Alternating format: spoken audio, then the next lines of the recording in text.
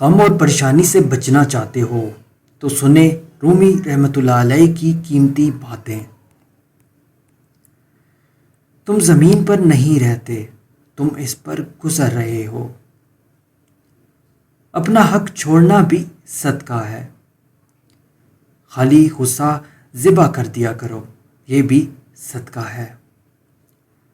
تمہاری ساری پریشانیاں تمہاری خواہش کی وجہ سے ہیں، خواہش چھوڑ دو، تمہیں سکون ملے گا۔ درویشوں کے علاوہ دنیا کے باقی لوگ بچوں کی مانند ہیں جو کہ دنیا کے کھیل میں مگن ہیں،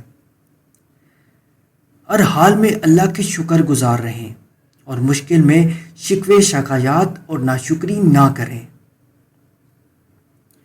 اتنا جھوٹ نہ بولو کہ تمہارے سچ سے اعتبار اٹھ جائے۔ جسمانی بیماری یا مالی نقصان سے پریشان نہ ہو، یہ ایک قسم کا صدقہ ہے جو بڑی مصیبتوں کو ٹال دیتا ہے۔ جب اللہ نے آپ کو تخت عطا نہیں کیا تو بادشاہ بننے کی کوشش نہ کرو۔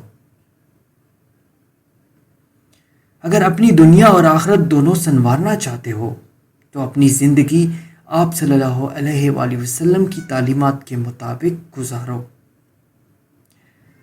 اگر حق کی راہ میں مشکلات کا سامنا ہو تو حضرت بلال کی زندگی سے سبق حاصل کرو۔